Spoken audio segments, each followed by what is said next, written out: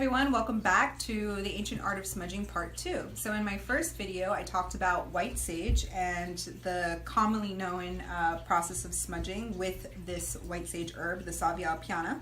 And there's a lot of different herbs that we can actually use for smudging to create a different kind of energy, different kind of vibration.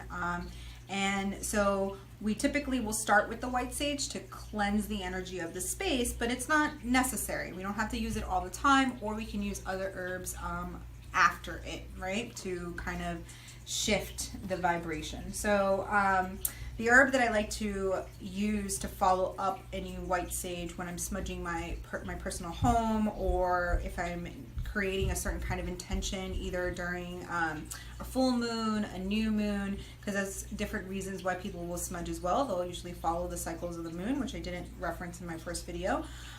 So you can do full moon ceremonies, you can do it during the new moon to try and draw in a different kind of intention, during the beginning of a new season, or just whenever you feel like it, right? So sweetgrass is a very nice, sweet smelling aroma type grass, which smells a little bit like vanilla. And so after we smudge our space with the white sage, we then, to clear negative energy, we would then follow up with sweetgrass to try to bring in prosperity and abundance into our space. So again, following the doorways and the windows, we would light the sweetgrass with our match.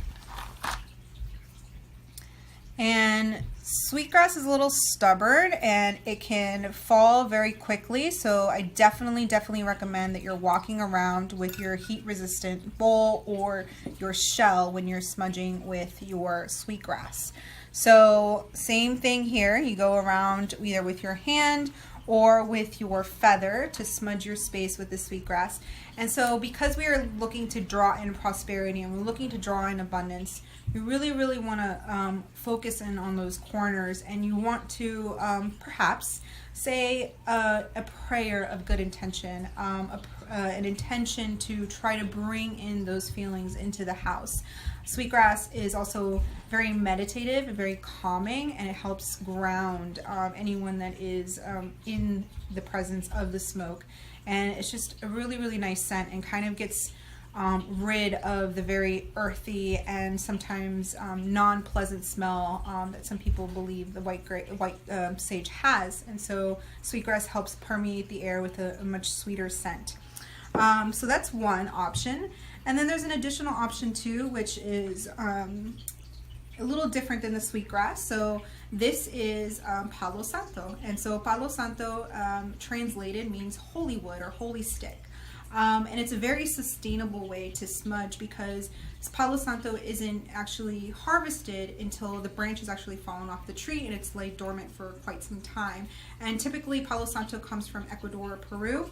And so the purpose of Palo Santo, again, is after the white sage or whenever you feel like it. And this helps draw in some creative energy. So a lot of people will usually use Palo Santo during meditation to try to really set that space and set that tone during the meditation process. So again, lighting your match and using it on your Palo Santo. And Palo Santo can be, again, a little stubborn as well.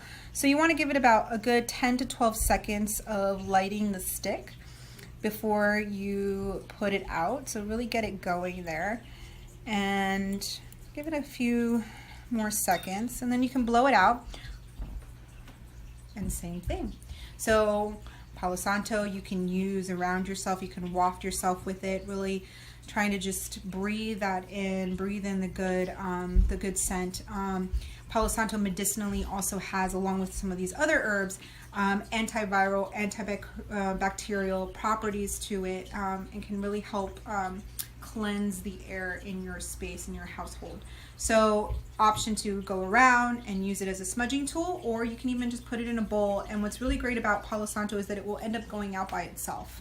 All of these tools will, but it's it kind of does its own thing, and you can just allow it to smoke during your meditation ritual, or if you just like the scent and you're using it as a type of incense, or just like the sage or anything else, you would just smudge it in your shell or your heat resistant bowl, and then that goes out.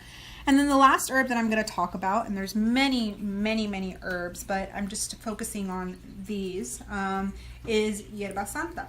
So we have the Palo Santo, and then we have the Hierba Santa. So Hierba Santa translated means holy herb. And so Hierba Santa is typically used as to set the intention for ceremony, for ritual. It's more of a sacred use for this. People will use it almost like a portable altar when they're really trying to set that intention to do their ritual work. And Hierba Santa is also known to instill courage in the user as well, and has a very different smell than the white sage. So a very earthy, grounding, and just a little different. I'm not going to light it because it's pretty much the same process with everything else. You just light your match, hold it there for a few seconds, and then smudging it out in your bowl to let it go out. So these are just a few of the different herbs that we can use. And so in my next video, I'm actually going to talk about a different form of smudging, actually using charcoal and resins, and the differences between those and what they also bring to our sacred space. So stay tuned.